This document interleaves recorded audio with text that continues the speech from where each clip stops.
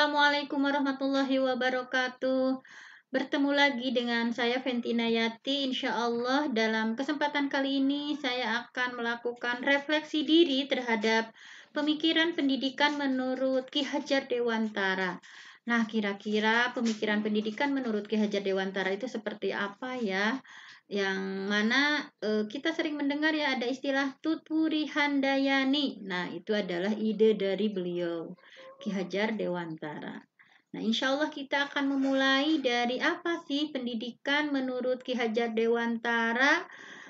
Kita mulai. Nah, pendidikan menurut Ki Hajar Dewantara itu adalah tempat persemaian benih-benih kebudayaan dalam masyarakat. Nah, jadi Ki Hajar Dewantara memiliki keyakinan bahwa untuk menciptakan manusia Indonesia yang beradab, untuk menciptakan bangsa yang beradab, nah, melalui pendidikan bisa menjadi kunci utama mencapai menciptakan manusia yang beradab, bangsa yang beradab. Nah, melalui pendidikan bisa menjadi bagaimana sih melatih bertumbuhnya nilai-nilai kemanusiaan yang bisa diteruskan atau diwariskan. Nah, seperti itu ya, pendidikan menurut Ki Hajar Dewantara. Nah, kita pun dalam keseharian bahwa yang kita sebagai guru penggerak yang senantiasa berkaitan dengan pendidikan, maka harus diyakini bahwa melalui pendidikan kita bisa melahirkan murid-murid kita yang beradab, murid-murid kita yang berkarakter, murid-murid kita yang berbudi pekerti luhur.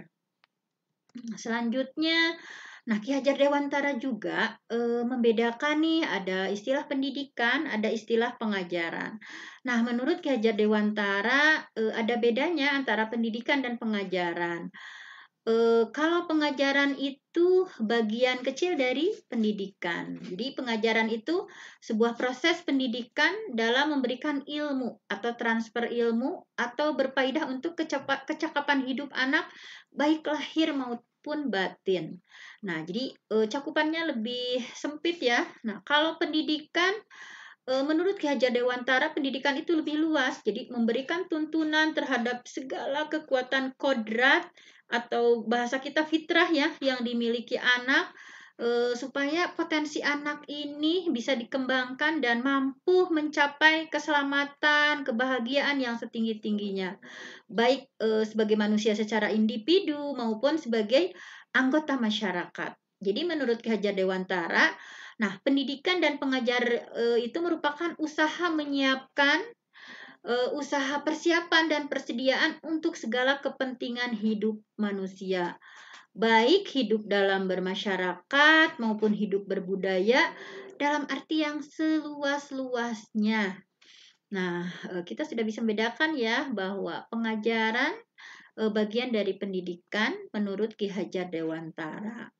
Nah, selanjutnya, di sini apa sih tujuan pendidikan? Nah, tujuan pendidikan menurut Ki Hajar Dewantara bahwa untuk menuntun segala kodrat yang ada pada anak-anak. Nah, tadi jadi kodrat atau fitrah atau potensi yang ada pada anak, bagaimana sih melalui kodrat yang dimiliki anak itu bisa mencapai keselamatan dan kebahagiaan yang setinggi-tingginya. Tadi ya baik manusia sebagai individu maupun sebagai anggota masyarakat. Nah, kita nih sebagai pendidik hanya bisa menuntun. Kita hanya bisa menuntun, nggak bisa kita memaksakan atau memerintahkan misalkan ya pemaksaan bersifat pemaksaan. Tetapi kita sebagai guru hanya mampu menuntun misalkan tumbuh atau hidupnya kekuatan kodrat yang ada pada diri anak. Supaya kita bisa memperbaiki lakunya bukan dasarnya. Untuk dan tumbuhnya kekuatan kodrat anak. Nah, jadi begini, Ki Hajar Dewantara kalau mengibaratkan tadi karena pendidikan itu kita sebagai pendidik hanya mampu untuk menuntun ya, tanpa kita harus memaksakan diri, misalkan kamu mesti seperti ini, dipaksa, diperintah. Nah, tidak seperti itu, tetapi kita memposisikan diri sebagai guru itu hanya sekedar menuntun. Karena menurut Ki Hajar Dewantara nih, pendidik itu diibaratkan seperti petani dan murid itu diibaratkan seperti biji tumbuhan. Nah, dalam menuntun laku dan pertumbuhan kodrat anak, Ki Hajar Dewantara menyepertikan seperti itu. Jadi pendidik seperti petani atau tukang kebun, anak-anak seperti biji tumbuhan yang disemai dan ditanam oleh Pak Tani. Yang anak-anak itu seperti misalnya kalau diibaratkan bulir-bulir jagung yang ditanam. Ketika biji jagung tersebut ya, biji jagung kemudian ditempatkan di tempat yang subur, kemudian diairi dengan pengairan yang baik, di bawah sinar matahari yang cukup, maka meskipun biji jagung tersebut bibit yang kurang baik, misalkan bibit jagungnya kurang berkualitas, tetapi oleh petaninya ditempatkan di tempat yang subur, diberikan pengairan yang cukup, misalkan sinar matahari yang cukup, maka dapat tumbuh dengan baik karena perhatian dan perawatan dari petani tersebut. Dan sebaliknya, meskipun biji jagung itu disemai, bibitnya misalkan berkualitas nih, bibit jagungnya, namun tumbuh di lahan yang gersang, tidak mendapatkan pengairan, tidak mendapatkan cahaya matahari yang cukup, maka biji jagung yang berkualitas tadi bisa tumbuh tetapi tidak akan optimal. Nah, begitu juga ya kita dengan murid-murid kita misalkan. Walaupun secara input sangat bagus, tetapi kita sebagai guru misalkan ngajar yang asal-asalan, menggunakan model pembelajaran yang biasa-biasa, kemudian tanpa menggunakan media, misalkan dengan hanya mengajar seadanya, maka walaupun murid kita secara input bagus, tetapi karena sebagai guru, misalkan kita tidak memberikan yang terbaik, maka tidak akan tumbuh optimal. Tetapi sebaliknya, misalkan nih anak secara bahan bakunya, misalkan IQ-nya rendah, tetapi karena kita memperhatikan, misalkan berbagai upaya kita lakukan, model pembelajaran yang hebat-hebat, misalkan kita buatkan media, belajar sesuai dengan minat bakat mereka, belajar sesuai dengan gaya belajar mereka, maka insya Allah walaupun inputnya bahan baku IQ-nya rendah misalkan, tetapi insya Allah anak bisa berkembang dengan baik. Nah, kemudian intinya tadi ya dalam proses menuntun anak diberikan kebebasan karena pendidik sebagai pamong memberikan tuntunan, arahan supaya anak tidak kehilangan arah dan membahayakan dirinya. Jadi Ki Hajar Dewantara mengistilahkan guru itu pamong yang bisa memberikan tuntunan supaya anak bisa menemukan kemerdekaannya dalam belajar. Makanya beliau kan sangat menjunjung tinggi ya bahwa dengan konsep merdeka belajar setiap anak itu unik. Setiap anak itu kenapa disebut individu, individu itu tidak bisa dibagi. Setiap orang memiliki karakteristik masing-masing, minat bakat masing-masing, ada yang gaya belajarnya audio, ada yang visual, ada yang kinestetik. Nah, kita sebagai guru hanya mampu menuntun bagaimana anak menemukan kemerdekaannya dalam belajar. Kemudian Ki Hajar Dewantara juga mengingatkan nih kepada pendidik untuk tetap terbuka, namun tetap waspada terhadap perubahan yang terjadi. Beliau mengatakan seperti ini, waspadalah, carilah barang-barang yang bermanfaat untuk kita, yang dapat menambah kekayaan kita dalam hal kultur lahir ataupun batin. Jangan hanya meniru, hendaknya barang baru tersebut dilaraskan terlebih dahulu. Ki Hajar Dewantara menggunakan barang-barang sebagai simbol dari tersedianya hal-hal yang dapat kita tiru. Namun, menjadi pertimbangan bahwa Indonesia juga memiliki potensi-potensi kultural yang dapat dijadikan sebagai sumber belajar. Jadi jangan terlalu, berbagai teori dari barat, misalkan berbagai teori dari luar ya, kita anggap, luar biasa gitu. Tetapi kita pun di Indonesia memiliki potensi-potensi culture yang bisa dijadikan sebagai sumber belajar. Nah, kemudian, apa sih pendapat beliau tentang kodrat alam dan kodrat zaman?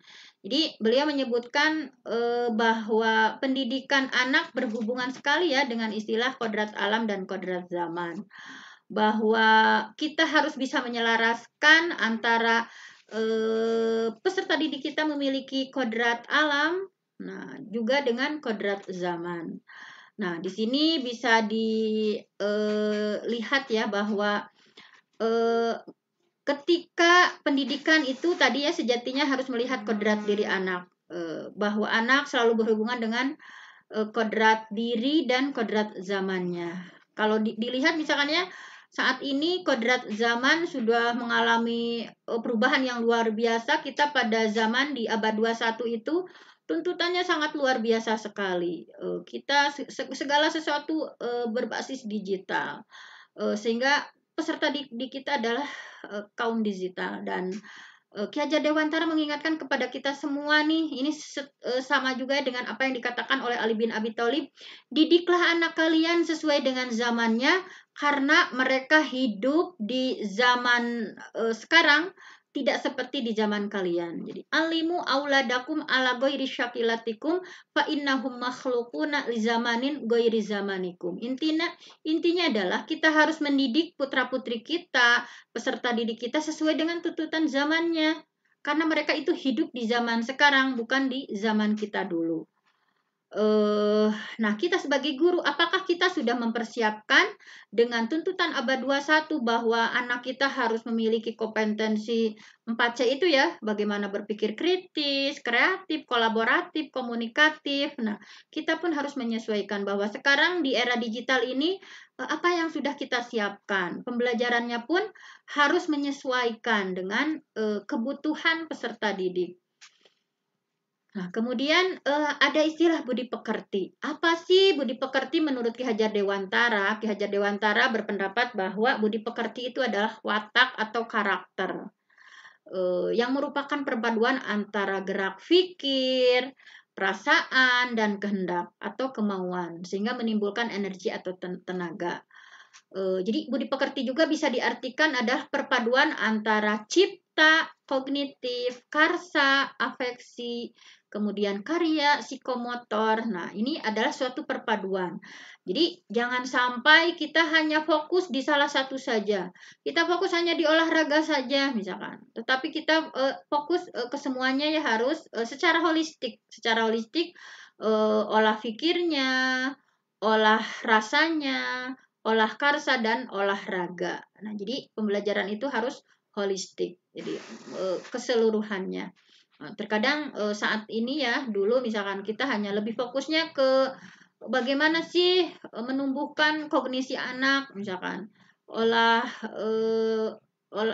cipta anak saja misalkan, sehingga karsanya agak diabaikan misalkan, dan yang lainnya. Tetapi Ki Hajar Dewantara mengingatkan bahwa pendidikan itu harus holistik, semuanya terpadu, baik cipta, karsa, maupun karya. Nah, kemudian, ini peran keluarga. Apa sih pendapat dari Ki Hajar Dewantara tentang keluarga? Kita mengenal ada istilah trisentra pendidikan, 3 pusat pendidikan, keluarga, sekolah, dan masyarakat. Nah, keluarga di sini Ki Hajar Dewantara menjelaskan bahwa keluarga menjadi tempat yang utama dan paling baik untuk melatih pendidikan sosial dan karakter. Jadi, untuk melatih pendidikan sosial, karakter itu di keluarga. Jadi keluarga merupakan tempat bersemainya pendidikan yang sempurna bagi anak. Bagaimana melatih kecerdasan budi pekerti, membentuk watak anak. Bagaimana kita ingin membentuk anak yang disiplin, misalkan kemudian bertanggung jawab, itu dimulai dari rumah. Jadi keluarga merupakan pondasi pertama dan utama untuk membentuk watak anak. Karena anak itu kan the best imitate, peniru terbaik. Ketika kita sebagai orang tua di rumah, misalkan ya, mencontohkan hal-hal yang negatif, maka anak melihat, meniru, dan itu akan dilakukan. Karena tadi disebutkan bahwa lisanul hal afsahu min lisanil kalam. Jadi model atau teladan yang kita berikan kepada anak akan sangat berpengaruh daripada 1000 ucapan yang kita ucapkan. Misalnya, kamu harus jujur, misalkan, sementara orang tuanya tidak. Kamu harus disiplin, sementara orang tuanya tidak. Nah, itu tidak akan berhasil. Kemudian selanjutnya adalah alam keluarga. Nah, alam keluarga ini tadi ya menguatkan menjadi ruang bagi anak untuk mendapatkan teladan, tuntunan, pengajaran dari orang tua. Jadi keluarga menjadi tempat berinteraksi sosial antara kakak adik, bagaimana terciptanya kemandirian, misalkan bagaimana ada konflik, anak bisa menyelesaikan sebuah masalah. Nah, di masa pandemi ini adalah saatnya bagaimana ketahanan keluarga, kita sebagai keluarga ya, sebagai orang tua memberikan pendidikan kepada putra-putri kita. Nah, jangan sampai kalau di internet ya, sampai ada yang karena marah, karena emosi, sampai menampar, akhirnya anaknya meninggal. Jadi, kita sebagai orang tua yang berikan pendidikan untuk putra-putri kita, mudah-mudahan kita pun menyadari bahwa, apalagi ibu ya, ibu itu adalah madrasah pertama. Madros al-Ummu Madrasatul Ula, bahwa ibu itu adalah madrasah pertama, bahwa kita harus memberikan pengajaran kepada anak kita, misalkan dari mulai mendidik kedisiplinannya, misalkan cinta kasih sayang, misalkan jujur, disiplin, tanggung jawab. Nah, itu kita sebagai orang tua yang memiliki kewajiban penuh. Nah, baru dari keluarga sudah fondasinya bagus, kemudian di sekolah yang bagus, kemudian di masyarakat. Jadi 3 pusat pendidikan ini harus harmonis. Sebagus apapun kita menyekolahkan di sekolah favorit, tetapi di lingkungan keluarganya tidak mendukung, maka itu hanya akan menjadi sesuatu yang tidak akan optimal. Kemudian, nah di sini bahwa tadi ya, keluarga memberikan dasar-dasar sosial yang penuh cinta. Metode apa sih yang dipakai oleh Ki Hajar Dewantara tuh di Taman Siswa? Nah, metodenya metode Among Siswa. Kita mengenal ada istilah Tutwuri Handayani. Dari belakang, kita sebagai seorang guru harus mendorong peserta didik kita untuk melakukan berbagai hal, sesuatu yang terbaik. Ingma dia mangun karso. Di tengah kita harus memberikan semangat. Ingma dia di tengah mangun karso harus memberikan semangat, memberikan ide kepada murid-murid kita supaya lebih kreatif. Nah, kita menjadi guru harus lebih kreatif, memunculkan ide-ide. Ingar sasung tulodo, di depan harus menjadi teladan. Jadi kita harus menjadi teladan untuk murid-murid kita, karena guru itu ibarat alat ukir. Ketika alat ukirnya bagus, maka hasil ukirannya pun akan bagus. Tetapi ketika alat ukirnya jelek, maka hasilnya akan jelek. Ketika alat ukirnya, kita sebagai guru misalkan menginginkan anak yang jujur tetapi kitanya tidak, menginginkan anak bertanggung jawab tetapi kitanya tidak, nah itu akan sia-sia saja. Nah, kemudian asas di Taman Siswa itu adalah bebas dari segala ikatan, dengan suci hati mendekati sang anak, tidak untuk meminta sesuatu hak, namun untuk berhamba kepada sang anak. Jadi selalu mengutamakan murid. Jadi student center, pembelajaran berpusat pada murid. Kebutuhan murid, bahwa setiap murid minatnya berbeda, karakternya berbeda, gaya belajarnya berbeda. Bukan berarti kita sebagai guru harus memiliki dengan murid yang 30, kita harus menggunakan 30 metode, tidak seperti itu. Tetapi paling tidak kita menyesuaikan. Nih, kebutuhan individu anak itu seperti apa sih? Ketika ada 3 gaya belajar, maka kita pun harus mengajar dengan 3 gaya belajar. Misalkan bagi yang audio nih, kita ceramah dulu nih sebentar. Kemudian untuk melayani yang visual, kita tampilkan PowerPoint misalkan. Terus untuk melayani yang kinestetik, misalkan kita praktek langsung. Nah, seperti itu contohnya misalkan. Berikan kemerdekaan dan kebebasan kepada anak-anak kita. Bukan kemerdekaan yang luar biasa, namun yang terbatas oleh tuntunan kodrat alam menuju ke arah kebudayaan. Nah, ini seperti ini ya. Nah, bisa kita lihat Ki Hajar Dewantara melalui perguruan taman siswanya, beliau menggunakan teori-teori yang dari sini ada yang probable, misalkan yang bersifat romantik, kemudian sahabat anak-anak, utuhan jiwa. Jadi pembelajaran dengan menggunakan permainan, karena problem menganggap bahwa kodrat anak itu senang bergerak. Anak itu kan senang bergerak, kemudian senang berhayal, berfantasi. Maka pembelajaran dengan melalui permainan. Kemudian beliau pun berkiblat juga pada teori Montessori yang bersifat rasionalistik, ahli anak-anak ya. Mementingkan pelajaran panca indera. Jadi untuk melatih jiwa, untuk melatih berbagai hal melalui panca indera. Jadi anak diberikan kemerdekaan yang luas tadi ya. Jadi dengan melalui panca indera, misalkan mengoptimalkan observing anak ya, pengamatan, kemudian mengutamakan pendengaran, misalkan mengutamakan gerak, misalkan. Jadi dari panca indera yang potensi anak ini, nah itu dilatih. Nah, jadi taman siswa memakai kedua metode ini dari Froebel dan Montessori. Jadi menyatukan antara pelajaran yang bersifat panca indera dan permainan anak. Jadi metodenya kodrat irodat. Jadi sesuai dengan anak-anak senang apa nih? Jangan anak-anak misalkan melakukan kesalahan secara spontan langsung dilarang misalkan.